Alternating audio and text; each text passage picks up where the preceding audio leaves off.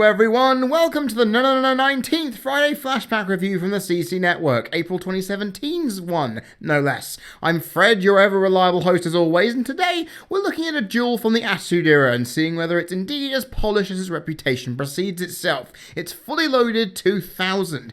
Now 2000's WWF by the middle of the year was a bit of a war zone with the McMahon-Helmsley family running roughshod, but feeling the impact of a stern resistance, because you had three fairly new wrestlers in the company, in Chris Benoit, Chris Jericho and Kurt Angle, all trying to force themselves amongst the elite of the company, with all three of them being put up against stern challengers themselves on this show in its triple main event. Now, with title changes being around at the previous pay-per-view, 2000's King of the Ring, would the champions be able to nail down consistency amongst an ever-changing landscape, or would the dice throw them some surprises? Well, this review will tell all. WWF Fully Loaded 2000 took place on the 20th of July 2000 at the Reunion Arena in Dallas, Texas, with 16,504 people coming out to see this show. Now, this was, of course, not only the final Fully Loaded event in WWF's history, but also the final major wrestling event to be held inside the Reunion Arena. Now, it had played host to the Von Erich's World Class Championship Wrestling events in their attempts to go national. It also became the host of a few Raws, SmackDowns, and a couple of Nitros, before it stopped hosting events at the end of the 2000 after losing wrestling alongside basketball and hockey to the American Airlines Arena. Now, some random stock music was the theme song, and, well, honestly, I'm happy the intro's done with, because I've been waiting a long time to watch and review this one. So let's get the analysis underway. Starting things off, we have a 6-person mixed tag team matchup as Team Extreme took on T&A, not T&A, but then again, back in this time, boobs sold, right? So the illusion of it must have been even better. Oh well. Anyway, following on both of these teams' unsuccessful attempts to win the WWF Tag Team Championships at King of the Ring, both of them and their valets faced off on the July 2nd edition of Sunday Night Heat in a 6-person elimination tag team matchup, with T&A coming out victorious. And following that bout, they all started interfering in each other's matches, especially if Lita and Trish were involved. Of course, that when they first started feuding. Good God, you think about it. They feuded for a long time. Anyway, Trish used her position and her assets to manage multiple clients, including the Intercontinental Champion Val Venis, who we will get to later on in this pay-per-view.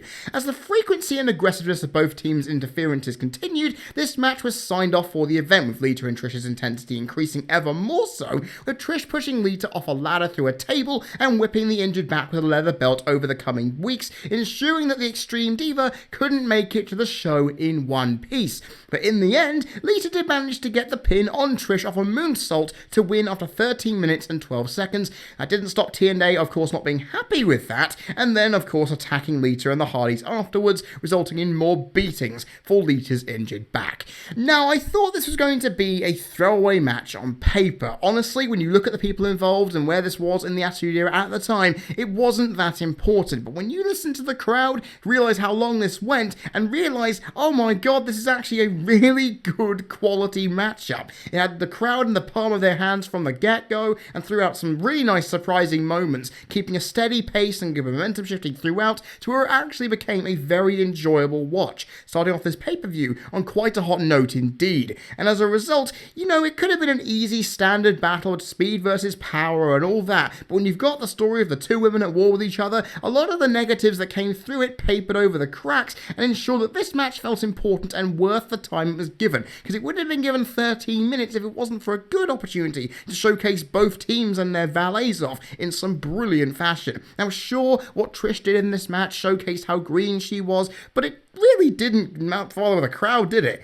Seriously, the crowd didn't care. They loved it. As Lita and the Hardys showcased what they're made of, as T&A put off some sublime moves as well, every person in this match had their moment to shine, and it was great. Honestly, I was expecting this to probably get, 1.5 stars, but 3 3/4 stars is what I'm giving it. This match was exciting, unpredictable, and had enough substance story-wise to balance the rabid crowd and good pace to make it feel well worth the time it got. And for an opener to get over 10 minutes in the Attitude Era and not only retain the crowd's interest but also mine is a massive feat of achievement, and it's a great way to kick off the show, and it definitely showcased itself as one of the better pay-per-view openers I've seen for some time, both in Friday Flashback and in reality. Now, I'm just hoping that the momentum stays at this level throughout the show, because if it does, We're going to be in for a mighty good one, I can assure you that. Next up, we have Al Snow taking on Taz. Now, Taz returned from injury, and following his white-hot debut, you'd think that Taz, being as popular as he was and how good he was at wrestling, he'd be able to storm his way to the top of the mountain. Well, he didn't, because he turned heel not long after coming back and started attacking pretty much everyone in sight, showcasing that mean streak he'd been known for in ECW, of course, and one unlucky person that decided to stand in the way of his former ECW roster mate was Al Snow. Now, could he stop Taz's path of destruction, or just be one more figure for the statistics? Well, in the end, despite a valiant and impressive performance, Snow could not overcome Taz's powers, tapping out the Taz mission in 5 minutes and 12 seconds.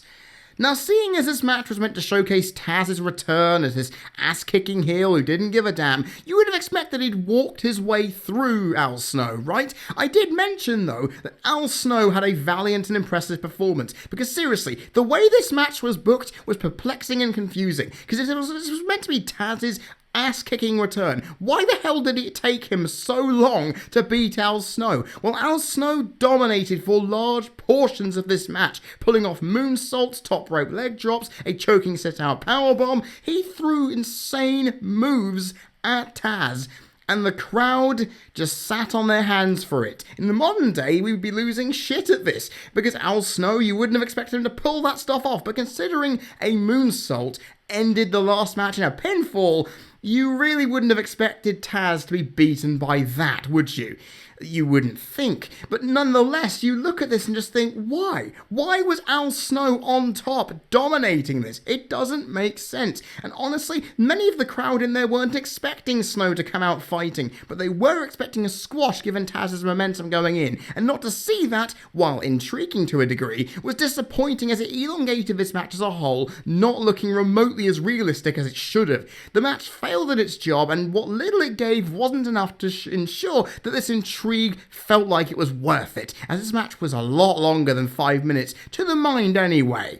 Seriously, if you watch this back and you think to yourself, how is this 5 minutes?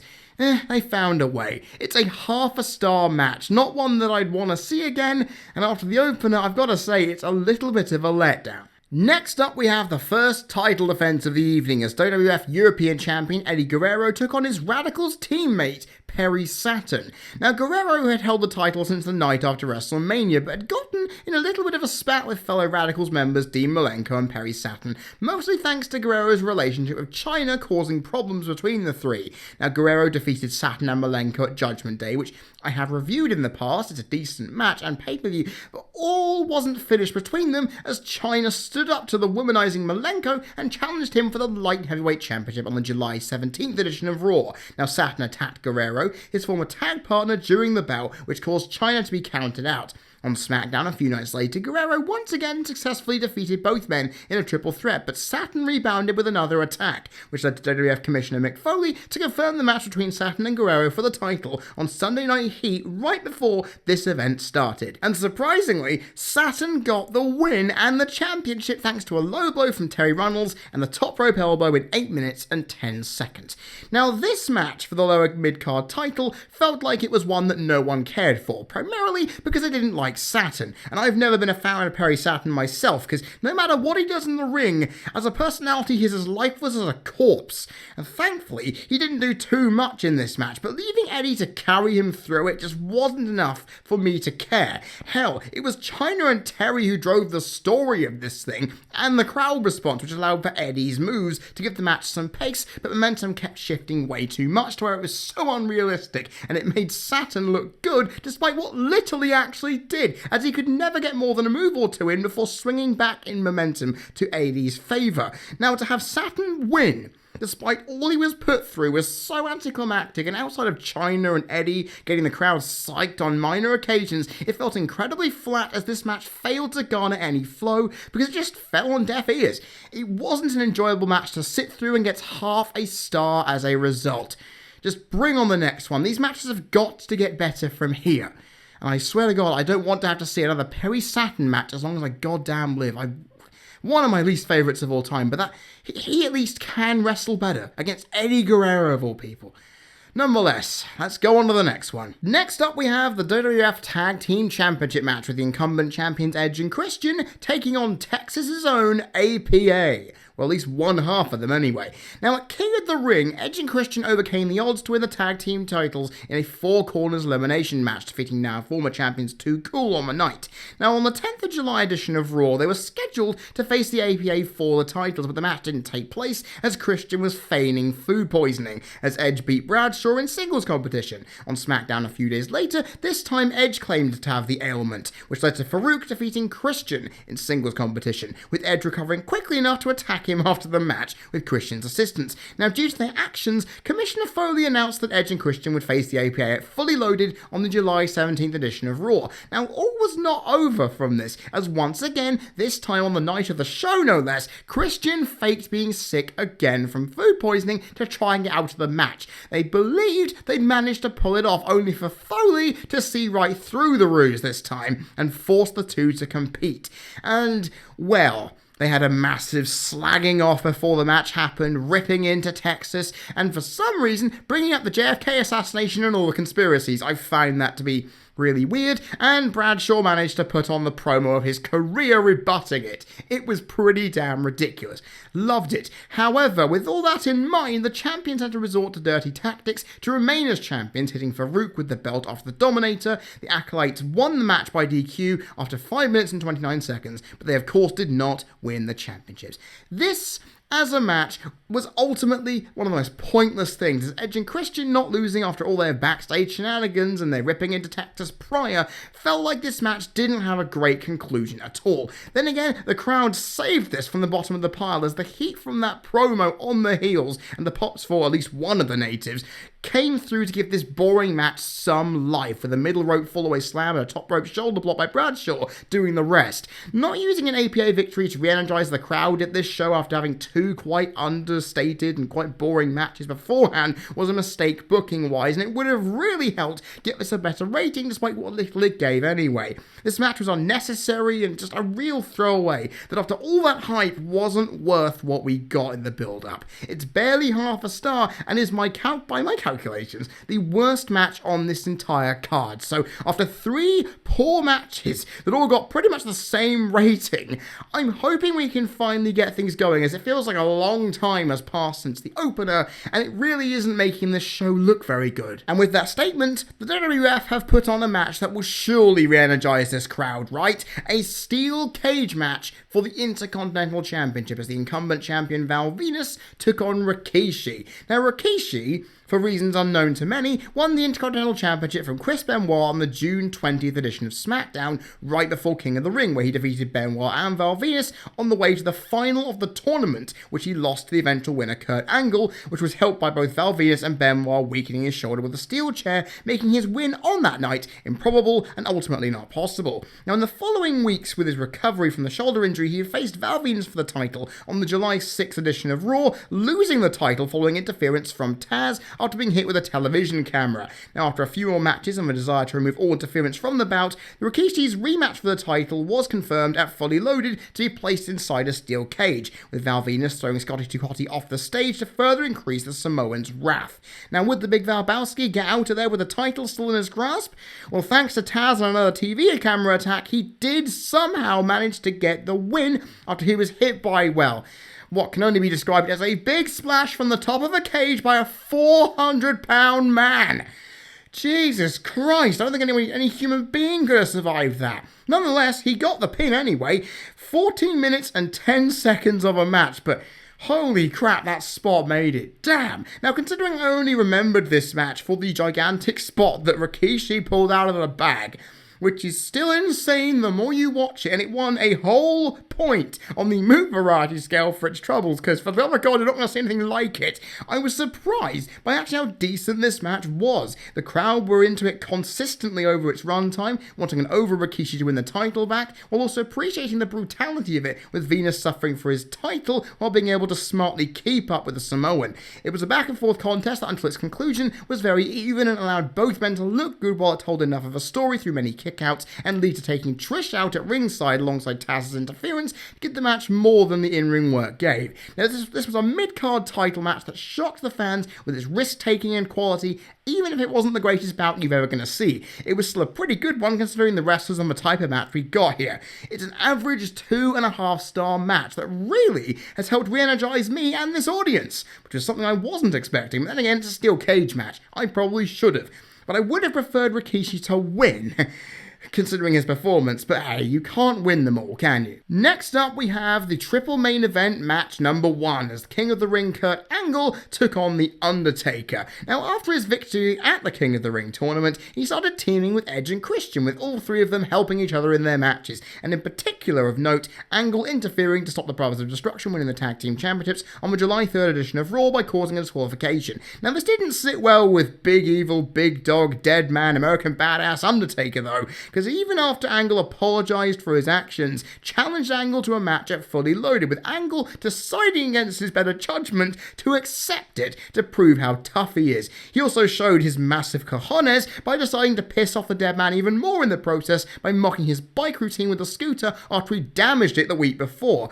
And, well, he damaged it by spraying milk all over it accidentally. Of course, and Taker promptly destroyed the scooter out of frustration because he could. Now, Angle accidentally hit the Taker again, aiming for Triple H during a match, and realising his danger, he felt that he shouldn't be scared of a guy, in his words, who rides a bicycle.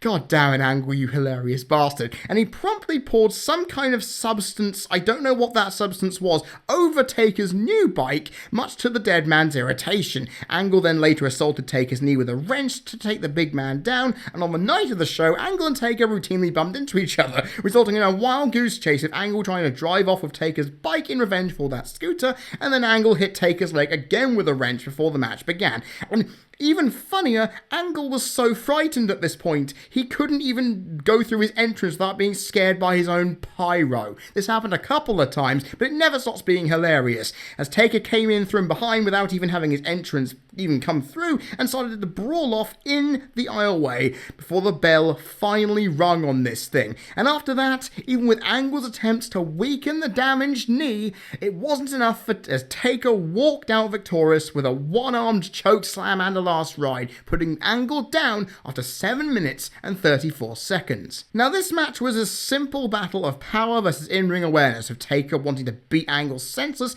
not being able to do so because the Olympian knew exactly what to do in weakening the knee to make it look like he had a fighting chance. And while I am disappointed in Taker not selling the knee towards the end of the bout, to see all of Angle's offense targeted, though, was a lovely thing to watch, retaining my interest throughout. The crowd were hot for Taker, but as his moves in the match were limited, they had little time to pipe their voices in, and the pace was stop-start given the momentum shifting, and Angle's ground game grinding this bout to a halt. It was an okay match that did enough to warrant my attention, but just under 8 minutes?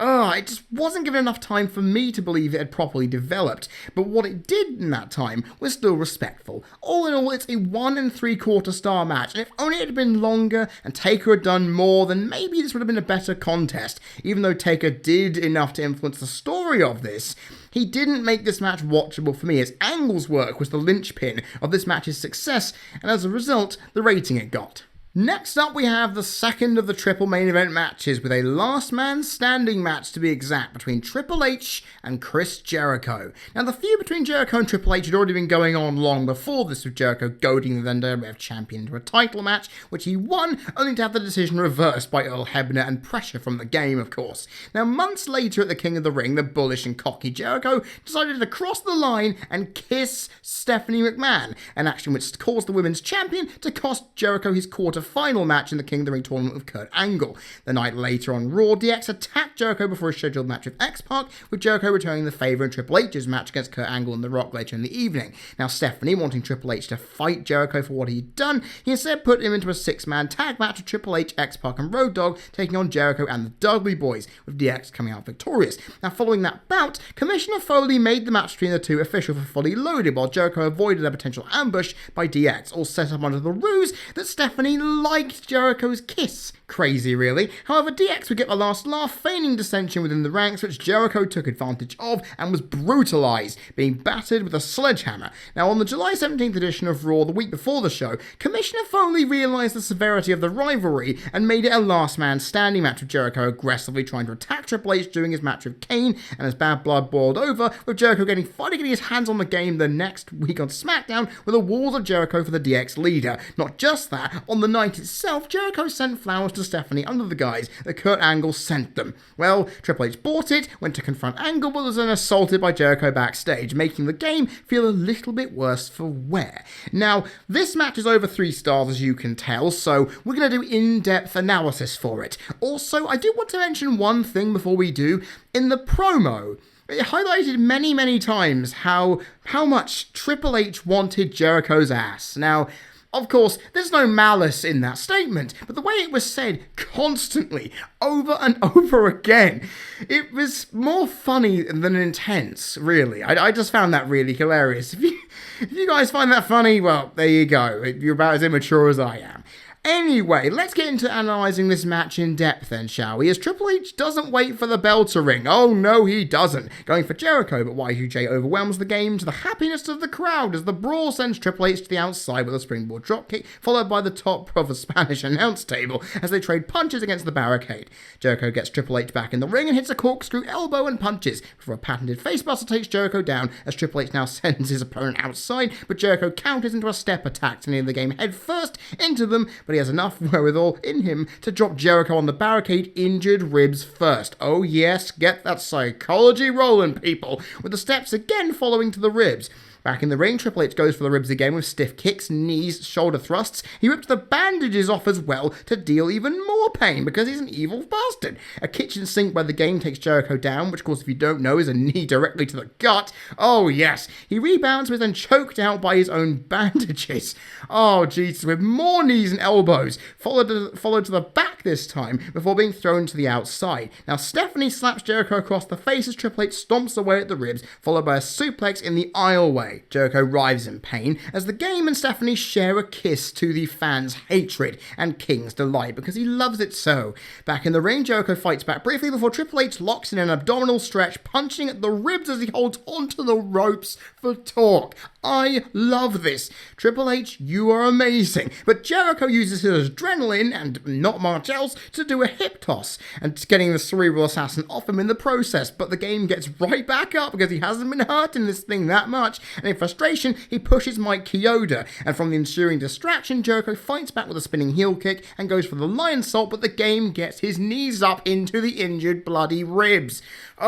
Sending momentum back into Triple H's hands with a DDT following, allowing Chioda to count, getting to 7, with Triple H applying a sleeper with the body scissors, squeezing the injured ribs again to get Jericho to pass out, with Chioda's arm drop initiating the 10 count once more. The crowd chant for Y2J as he starts to will himself up. He gets up at 9, telling Triple H to give some, and he delivers with a thunderous right hand, but Jericho gets back up and asks for even more, hitting a crotch chop because he's that much of a dick, which incenses Triple H, and a deadly pedigree is then hit. The match seems over, and as the game relaxes over the ropes, Eddie Guerrero's style, somehow though, Jericho stirs and clambers up, and in disbelief, Triple H runs out, grabs a chair, and rams it into the ribs, smacking it over the back, aggravating the injury ever more. This is... the psychology, it's freaking amazing. He looks to seal the deal with a pedigree on the chair, pushing Chioda down as he tried to stop the move in a last man standing match. It seems pretty strange. Jericho fights out with a low blow though. Jericho now has the chair and he decks the game right between the eyes. And now blood is flowing as Triple H's face becomes the Crimson Mask, as you'd expect. It's a pretty manly blade job. Nonetheless, Jericho eyes the wound and lands some blows and a diving forearm to it, and the crowd are going ballistic. Triple H reverses an Irish whip, but Jericho dodges and hits a lovely missile dropkick and a whip following it, and Jericho then hits the one-handed bulldog onto the steel chair. A whip sends Triple H to the outside. He stutters around, not knowing where he is, which is lovely selling, but he rebounds another whip, sending Jericho shoulder first into the steps. He then sets up a pedigree on the steps, but Jericho counters into a back body drop on the floor, selling the back and the ribs on the way down. Lovely. Now both men go for the main announce table and hit each other in the head with a monitor apiece. Both men are down as Chioda counts. Triple H climbs up on the apron while Jericho gets up of his own volition. They scurry back into the ring. Triple H goes for the pedigree, but Jericho reverses into the walls. The game taps, but it means nothing as he writhes in pain in the middle of the ring. He grabs the ropes, but of course there's no rope break as he climbs up in pain before being dragged back into the center. The crowd goes completely crazy, but Stephanie drags Jericho off her husband. Jericho then decides, you know what, you deserve something too, and then locks in the walls on Mrs. Helmsley, but Triple H makes the save in return. Nice to see you're protecting your wife there, Triple H, right?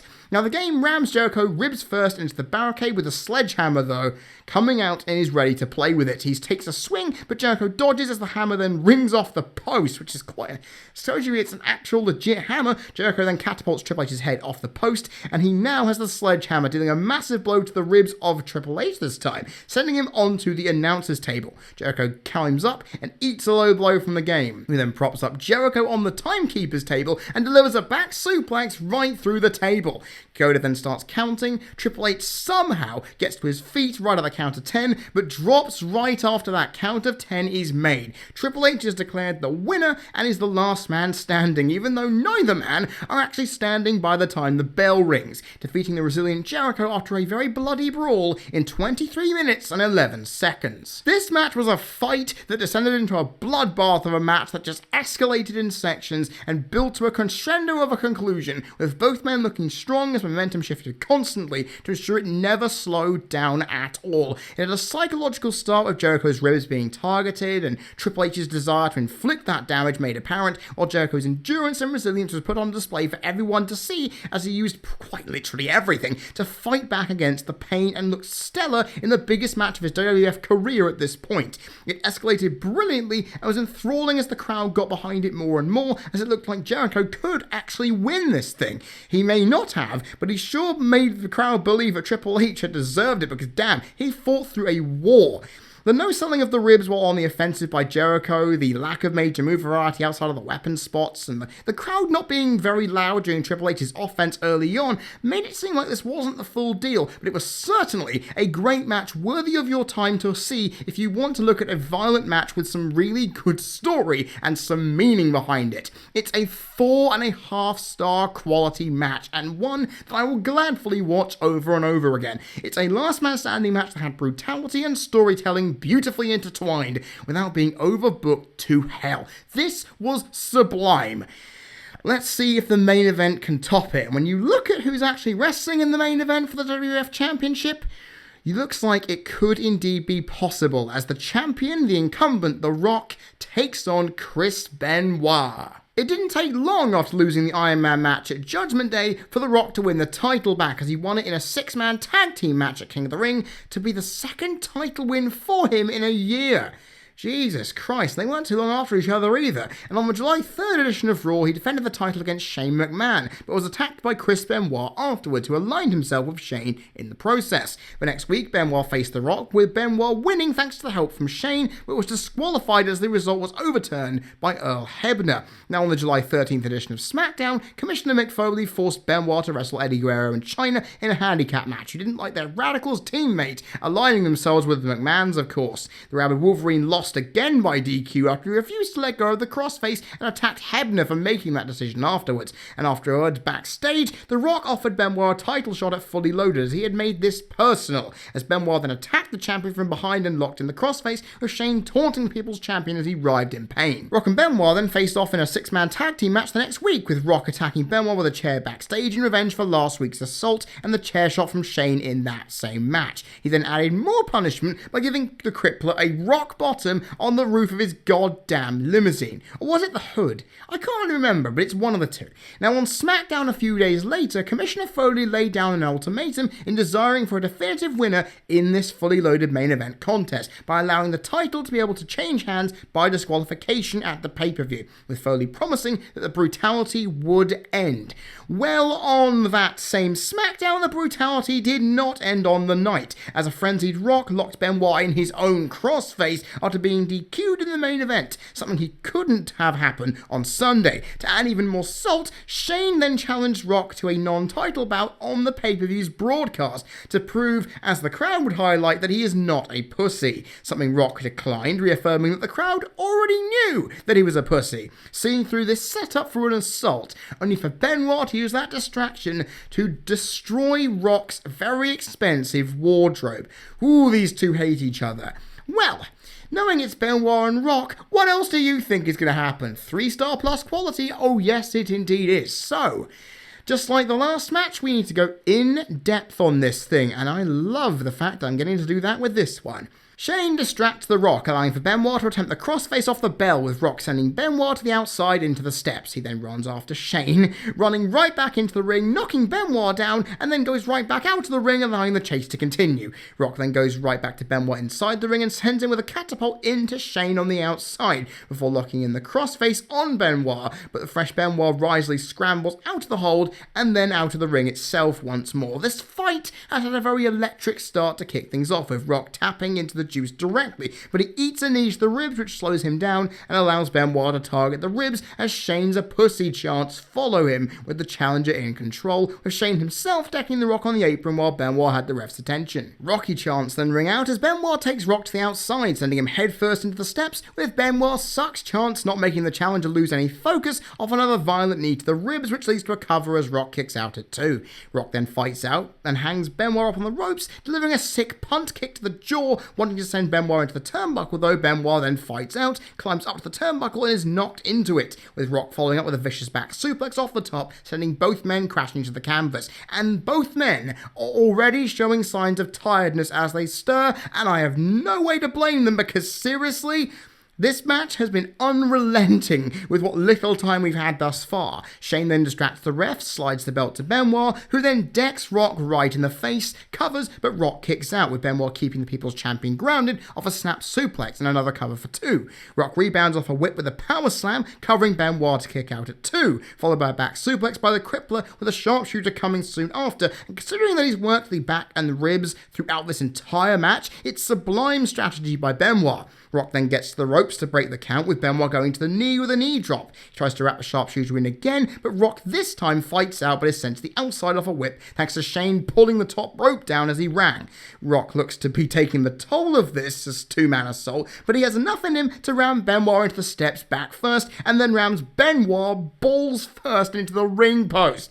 Good God, I felt that one. Now back in the ring, Rock hits a dragon screw, yes, a dragon screw, and then locks in the figure 4, seeing that Shane distracts Hebner, allowing Benoit enough time to get to the ropes. Benoit sends Rock to the outside off a low blow out of Hebner's sight. Hebner then holds Benoit from getting back to the Rock, allowing for Shane to hit Rock with 2 massive clotheslines, the latter of which takes the great one into the ringside area, with Benoit following in jest. But Rock then threw a fan's drink into Benoit's face, swinging momentum briefly, but Benoit then hits a massive suplex off the barricade, or actually I should say over the barricade, onto the floor. Benoit subsequently rams injured back into the barricade, taking him back into the ring, and with Rock fighting back with a DDT for 2, Benoit is then back up and hits a clothesline for 2. Benoit hits a backbreaker and covers once more, while Rock kicks out again at 2. Rock is kicked into the apron, allowing for Shane to choke the People's Champion out, with Hebner once again being occupied with Benoit, who follows up with a neckbreaker for another near fall. The Rock is showing great resiliency, highlighted even more as these two duke it out with punches. Rock gains more momentum and lifts Benoit up for a powerbomb, but alley-oops Benoit directly onto the top rope. He covers, but Benoit kicks out at 2 via foot on the ropes. Benoit again will not stay down for long though, as he hits a shoulder block for 2. He goes up for the swan dive headbutt and it connects, but he can't get the cover right away. Having taken a mighty blow as a result, the people then chant for their champion, willing him on as he tries to roll Benoit over for the cover. The fatigue is setting in as his energy-sapping bout continues. Both men then get up, exchanging blows once more. Rock hits his patented spinebuster, sending the fans in delirium because he's ready for the People's Elbow, and he hits it. Rock covers, but Shane distracts Hebner. A clear 3 count is noted by the crowd and JR as Hebner gets away from Shane, counts, but then Benoit kicks out at 2.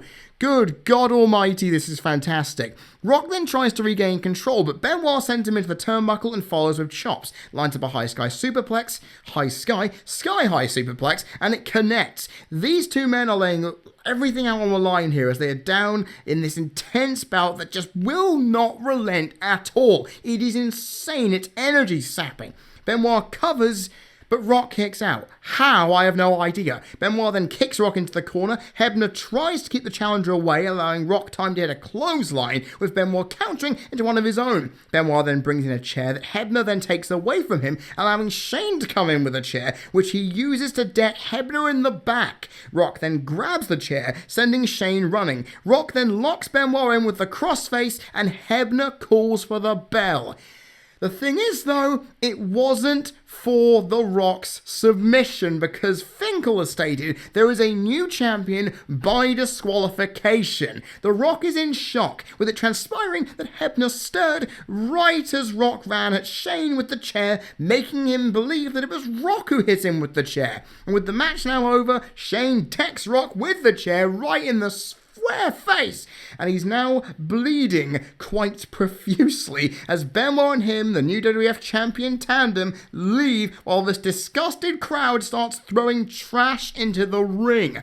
They reach the curtain of the entrance, but Commissioner Foley comes out before they can go backstage, and he states, based on what he saw, there wasn't a disqualification. Oh yeah, because Rock didn't actually cause the DQ, and he orders Hebner to restart the match with the crowd absolutely losing it, and now Bloody Rock is standing in the middle of that ring telling Benoit to bring it. He decks the crapwood down, but the challenger fights back with a triple German suplexes, bridging the third for 2, and sends Benoit and punches away at the head wound as the crowd loudly chant for Rock as Benoit locks in the crossface, first closely to the ropes before pulling the champion into the middle of the ring to continue the punishment. But Rock barely gets to the ropes, much to the Texans' attendants' delight, but Benoit goes right to the head again with stomps. Benoit tries to lock in the crossface again, but Rock just springs out of nowhere, delivering a rock bottom. He covers and gets the 3 to end this insane bout, and against all the odds, The Rock retained after 22 minutes and 9 seconds of madness. What a title match! And that's all I can really say. What a contest! It was fast, aggressive, full of moments, and much like the match before it, it showcased both men at the height of their powers. Benoit being the bruising, wrestling machine, and Rock as the resilient fighting champion with adrenaline flowing from somewhere 24/7. It was an exhilarating contest that told a fantastic story, and had the crowd eating out of the palm of their hands throughout. It was timed and subsequently restarted to nigh perfection, and with only the quickness the momentum shifts and a lack of backselling by The Rock alongside a lack of moves souring this contest for me overall. But nonetheless, this is what a title bout meant to these two. They dealt every single sort of punishment they could, where not long after it started, they were already drained. Say what, 5 minutes in? They were exhausted, and by its conclusion, both men were unable to really process much, and with Shane being a linchpin, this match kept its unpredictability as it went on, meaning it never got boring even in its slower moments. All in all, this is the type of scintillating main event we've come to expect from what a title match should be, and if it means that much, you can tell a great story through it, and anything that can be done with that combination can be made great. This was a fabulous display by two of the industry's best, even after what Benoit did later on in his life, 6 years after this. Honestly, this was a brilliant match, let down by a few obvious flaws, but a 4.5-star contest. It matched the match that came before it, although I preferred this one. Overall, for me, this was the match of the night without a shadow of a doubt. What a way to end this show. 2 equally superb contests, one after the other. Oh, it's just fantastic. And with that, ladies and gentlemen, it's time to go on to my final thoughts for this pay-per-view. Knowing this event's reputation as a classic of the Attitude Era at the height of WWF's popularity in this time period, you can forgive me for being a little disappointed over some of what I saw in this event. 3 of the 8 matches were forgettable and disappointing, while one of the triple threat main event matches did enough but failed to excite in comparison with its partners it shared the billing with. That being said though, I can't say I'm fully disappointed in a show which started and finished so strongly, while also sliding in a good IC title cage match for good measure. All in all, the event balances itself out pretty well, with a crowd that at times hindering the bouts in front of them did a very good job to make the matches that they wanted to see feel worth their place, and when they were counted on for it, they succeeded. And by the time the show ended, I felt like it was an enjoyable one, despite its glaring faults, and to have the card, most of it in fact, go above 2.5 stars individually, and then have 2 matches go above 4 is not a bad return, and it allows me to consider this event to be a fun but at times disjointed watching experience that has to rely on your patience before it starts to reward you for sticking around. Sure, you have to get through a quite disappointing undercard for the most part following an electric opening contest, but by the time you reach the end of this main event sequence of matches, you'll not feel like it's a night of wrestling that has been wasted, because this event, in spite of its flaws, made itself look quite strong indeed. And considering the last 2 matches, it was well worth the wait. While it may not be an absolute barnstormer and not worth the adulation it was given as arguably the best pay-per-view of 2000 by so many, it's most certainly a good showing on pay-per-view for the Attitude Era at the height and reach of its power, and I can't deny it that. Ladies and gentlemen, WWF Fully Loaded 2000 therefore gets a respectable score of 6.75 out of 10.